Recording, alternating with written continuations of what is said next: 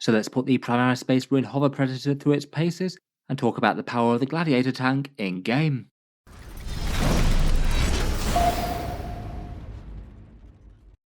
Hello and welcome back to Auspex Tactics, where today we're talking Space Marines once more, and in this video I thought we'd do a focused look at the Primaris Gladiator tank and see what these ferocious little hover predators can do on the board.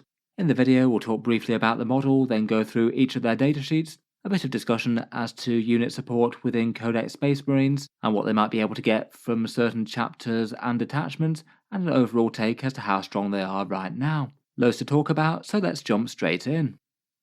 The Gladiator tanks haven't been around all that long in Warhammer 40k. They came about towards the start of 9th edition alongside the Indomitus release. They basically do seem to be the reinterpretation of the Predator tank for a more modern game, looking at least fairly similar to that fairly iconic Space Marine tank line, but of course trading out those mighty tracks for the Primaris grav plates that do seem to like their hover things.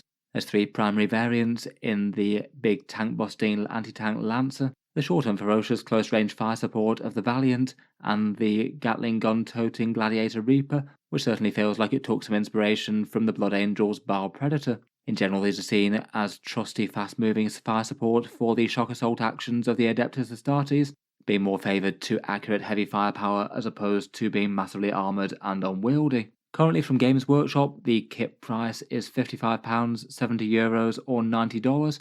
In my opinion, I was a bit disappointed when the price came out for these guys. I feel like that is kind of obnoxiously expensive for a standard size Warhammer battle tank, quite a lot more than several other factions get. It's the same price as the much bigger standard Repulsor, and an extra £15 more than a Lehman Russ for some reason. It doesn't do enormously well on the points per dollar front either. Around about 1.7 is kind of underwhelming for Warhammer, meaning it's not a particularly great ratio for getting points on the table for cheap. The actual miniature I would say is nice enough though, a blocky Space Marine tank. I feel like there's always a bit of a debate as to whether or not the grav plates were really a good idea for them to go for the Space Marines versus tracks. Given that that's the way they did decide to go with Primaris though, it does do its job as a hover predator I think. If I were assembling one, I'd certainly be tempted to magnetise out the options given how expensive they are. And for those looking to economise, I have seen a few people trying to do some sort of cunning conversion where you might be able to trade between this and an Impulsor, or actually use a base Impulsor chassis to represent the Gladiator tank,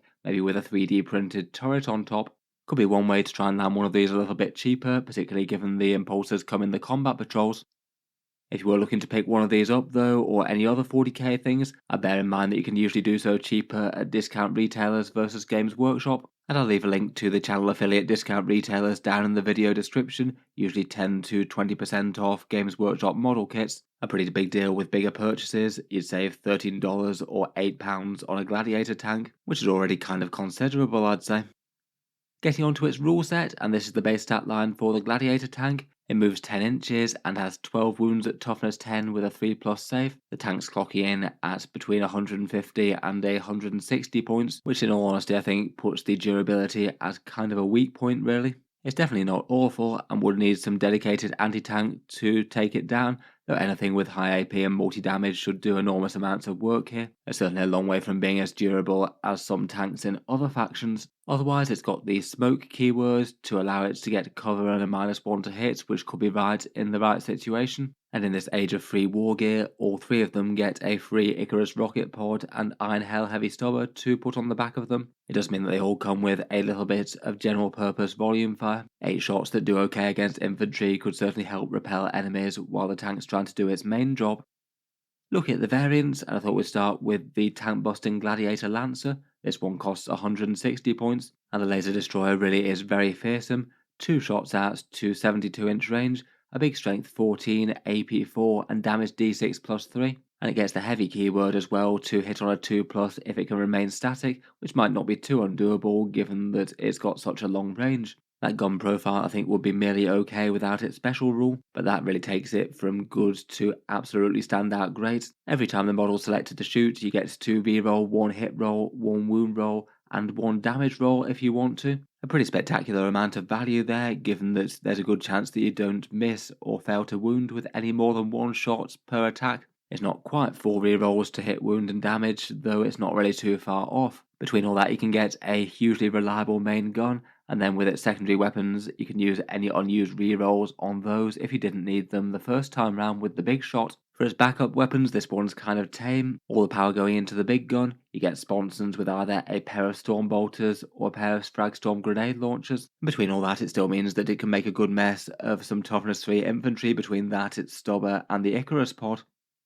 The damage output on the main gun really is truly ferocious though. This is the average damage output on the move with no additional buffs, though it does include its secondary weapons firing at the same target, and they might be better off dedicated elsewhere. On average, you take down around about 1 Terminator despite the invulnerable save, do around 10 or 11 wounds to a Rhino tank, around about 6 wounds to a target with a 4+ invulnerable, or around about 9 wounds to a big mighty Land Raider with toughness 12 and a 2+ save. Those numbers are just incredibly impressive given that the majority of those can be shot out to a great 72-inch range all the way across the table. It does put it as pretty much the best long-ranged anti-tank choice for Space Marines out of anything. One of the only things that comes particularly close are the Devastator Centurions with their missiles and twin-linked las cannons, but they have the disadvantage of being far less mobile outside of things like the Vanguard Spearhead moving them around. I'd bear in mind for this one that their damage output is just very swingy. Realistically, it doesn't do a perfect 11 wounds to a Rhino every time, far from it. The damage that you get is going to be dispensed in increments of d6 plus 3,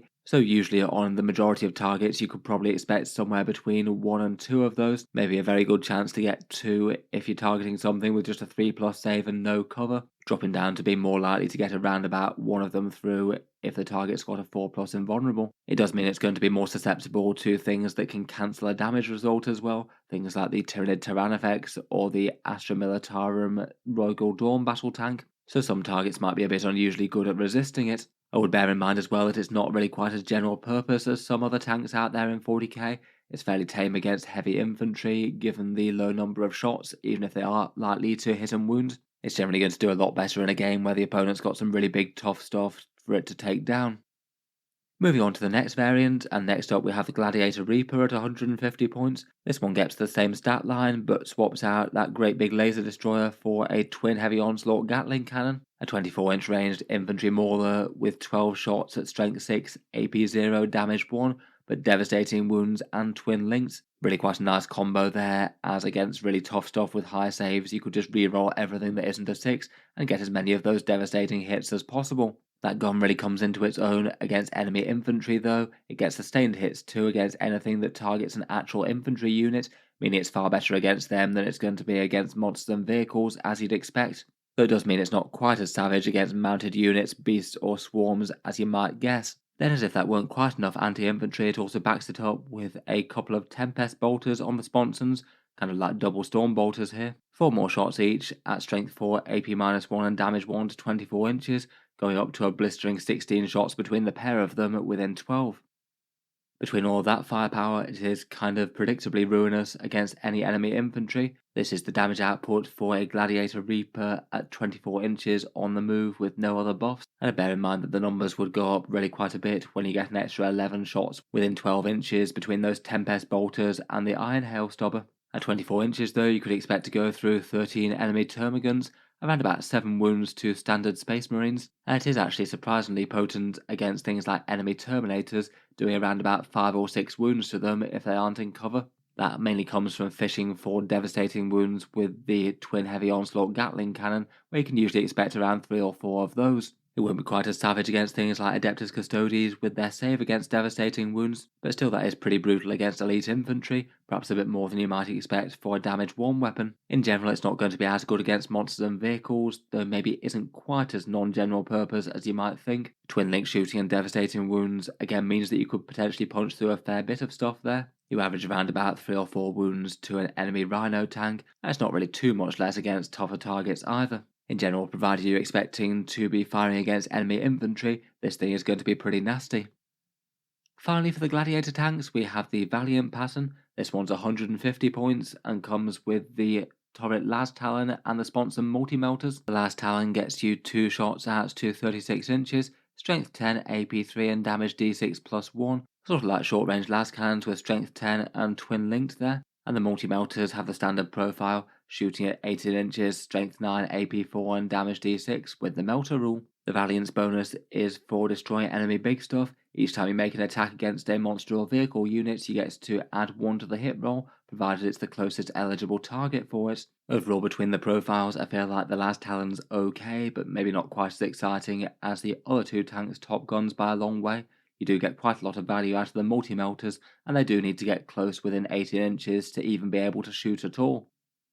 Taking aim against some tougher targets, this is some rough average damage output for the tank at 18 inches with no other buffs, usually averaging perhaps a little bit more than killing 1 Terminator, around 11 wounds to a Rhino tank similar to the Lancer, and a bit worse against the Maleceptor and the Land Raider targets due to having to wound them on a 5+ with its last Talon even if it does get twin links. In general, the Valiant is going to be best against toughness 9 or less vehicles or heavy infantry without invulnerable saves. It's definitely not awful, but given that you have to get it up so close compared with the others to have maximal effect, that does maybe feel a bit unfortunate, and it maybe only gets standout strong within 9 inches when you get to trigger the melter rules, and then its damage output goes up again against tough stuff.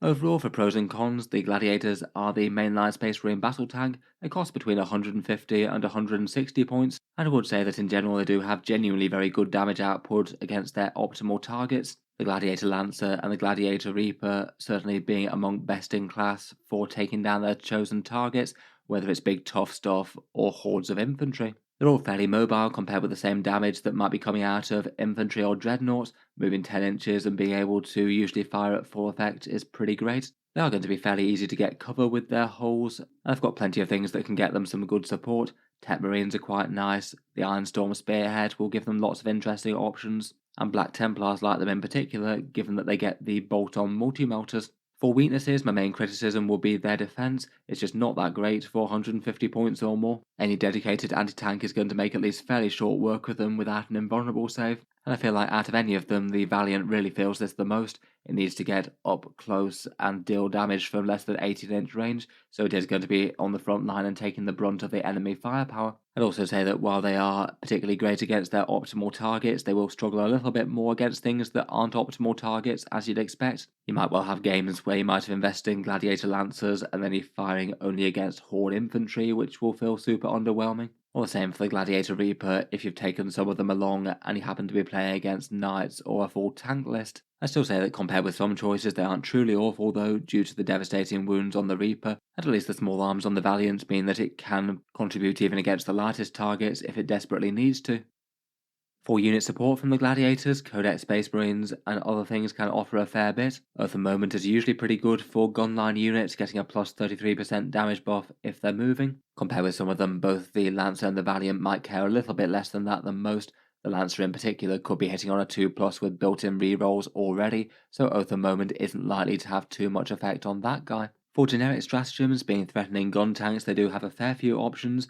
Overwatch could be interesting enough for the right target. Given the inbuilt reroll, it might not even be the worst idea to throw the Gladiator Lancer at an armoured target if it's going to be game-changing. You would be unlikely to get that hit, but it's only just less than a 50% chance with the reroll. If you did land one hit and it's almost certainly going to take out an enemy vehicle that was just about to do some horrendous damage to you, then it could be worth a chance even if it is an outside chance. Otherwise, the Gladiator Reaper is okay in Overwatch given it gets sustained hits too.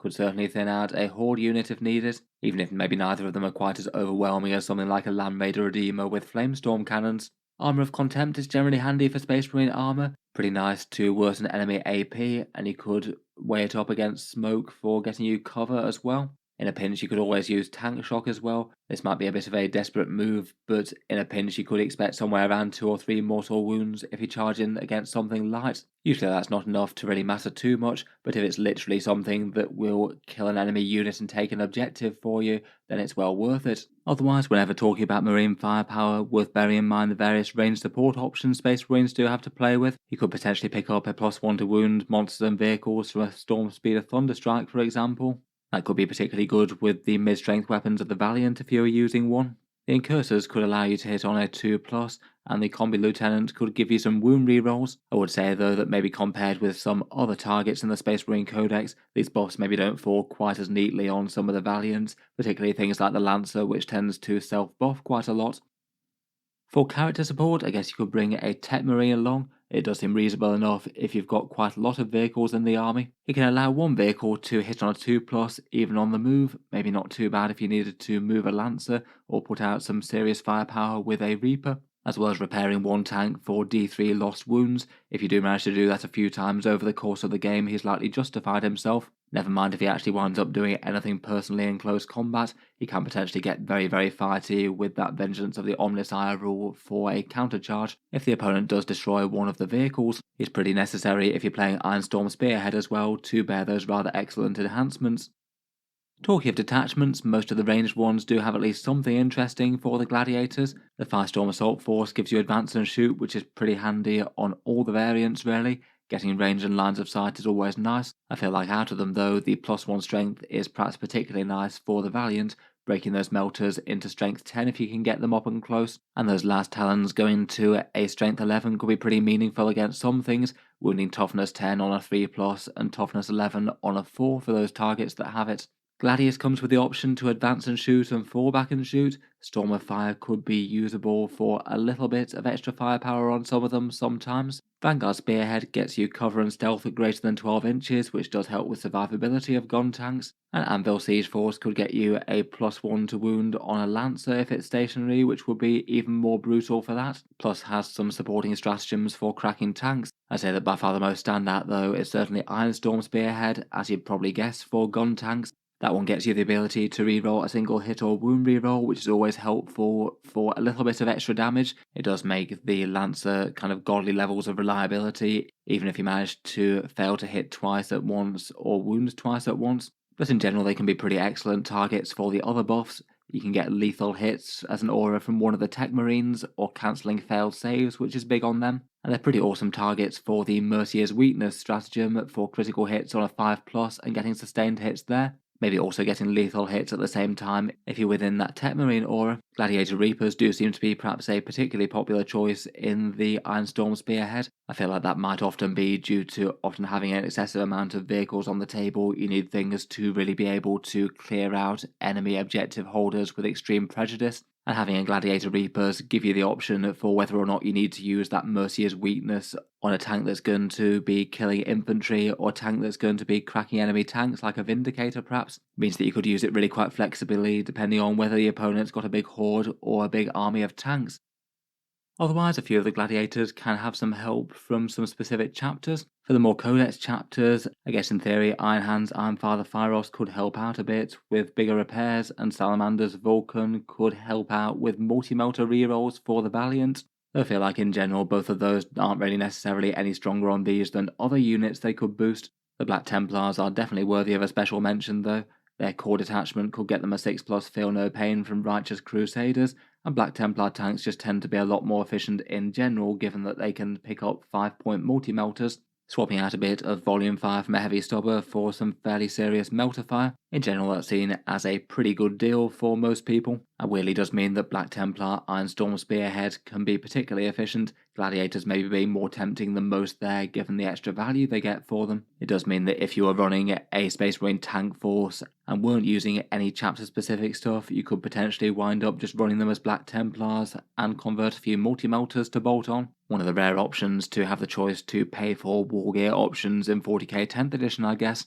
Otherwise, the Dark Angels, their Unforgiven Task Force has a few shooting boosts. You could advance and shoot with them in the Ravenwing detachment, and they do have access to the land speed of Dark Shroud as well, which does see some play in competitive lists these days. Granting cover and a -1 to hit definitely helps out with their durability, but at a cost. The Death Watch can get multiple turns of relevant damage buffs if you're playing Black Spear, and I feel like for them, Space Wolves and Blood Angels are fairly often seeing Gladiator Lancers just thrown in as a bit of random added anti-tank. Quite a lot of their close support units tend to maybe be a little bit better at killing enemy medium to elite infantry, and it could be quite nice to pair them with something really quite long range so the opponent still needs to worry about hiding vehicles and things like that, or just to be able to land a few enormous laser destroyer shots all the way into the enemy board and take out the single thing that's going to be the biggest threat to your advancing units. For the Blood Angels and Space Wolves, I guess in theory the Reaper could be interesting enough to clear some pesky screening units, hopefully allowing things to get the charge on some more important stuff.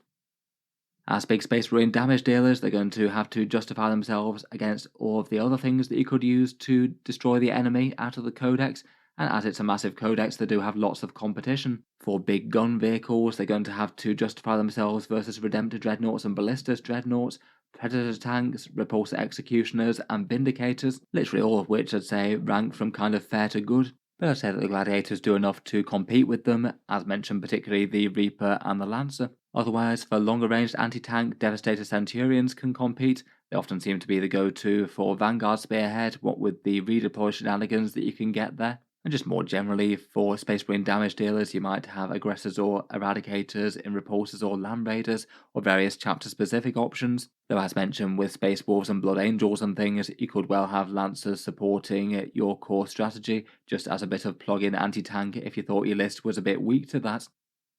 Overall, between all that, I'd rate the Gladiator Lancer as pretty excellent anti-tank and a very competitive Space Marine unit.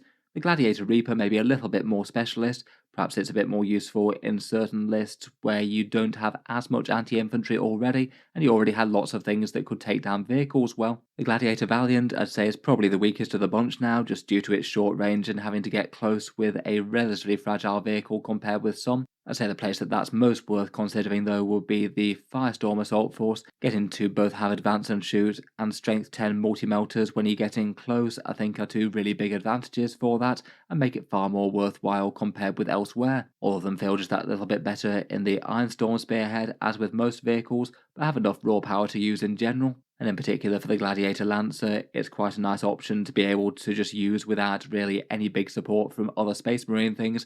Oath of Moment can go elsewhere, and you don't really need to buff it with other supporting units. For how I'd use them in general, I'd say that all of them would want to make sure that they get the alpha strike on the enemy as opposed to the other way round, given that they hit hard but don't take fire quite as well. You need to look at your enemy army and see if they've got meaningful long-ranged anti-tank that could actually threaten these guys, and if so, ideally make sure that they can't be shot turn 1, hide them behind terrain, or you could even consider putting maybe one of them in strategic reserve for a beta strike if that made more sense. Ideally from there I think you'd want to hover at least somewhat further back in the earlier turns at their effective range, making sure that the Reaper gets its shots in at 24 inches. The Lancer could potentially just peek outside of terrain and take big shots at the most important enemy things, and just make sure that they're going to be getting line of sight and range on their optimal targets so they're not being made useless for a turn or two. While they're there, they can perhaps contribute to screening out the backfield, making sure that enemies can't drop too close to your home field objective. They could potentially nose onto that and give you a few extra objective control points there if it makes sense to give you some redundancy on the point. Depending on the enemy army and how the battle's going, I'd say usually in the last 2 or 3 turns, you should probably think about pushing up towards the midboard, making sure that they can get important lines of sight on the things that are going to be scoring points towards the end of the game, maybe putting their own objective control on midfield objectives for more pressure there if they want, putting their small arms to work against enemy objective holders. You could even think about nuisance charges in the last few turns of the game where it might just not be quite as important about their big damage dealing, and it's more important to get them moved around and disrupt the enemy and score every single point that you possibly can. Overall I feel like they're in a fairly good place, very usable Space Marine gun tanks right now, dedicated fire support against their good targets without being overpowered to the extent where they truly oppress other options. In any case, let me know your thoughts down in the comments below. How have you been finding Gladiators in 10th edition if you've been using them? Look forward to hearing all your thoughts and ideas on the tanks. Feel free to subscribe to Auspex Tactics if you'd like to see more like this. I do tend to post new videos just about every day. I'm sure I'll have a few more reviews for the Space Marines. Finally, if you have been enjoying all the videos on the channel, I would just like to mention that Auspex Tactics does have a Patreon page as well, and you can find that linked in the video description if you'd like to help support and keep these coming. Channel patrons do get a fair few advantages, seeing certain videos early, regular votes to see what sort of things come next on the channel, and automatic entry into the regular prize giveaways with a chance to win some big model kits each month. If any of that sounds good to you, or you'd just like to help support, the link is down in the video description. In any case, a massive thank you for listening, and I'll hope to see you guys next time.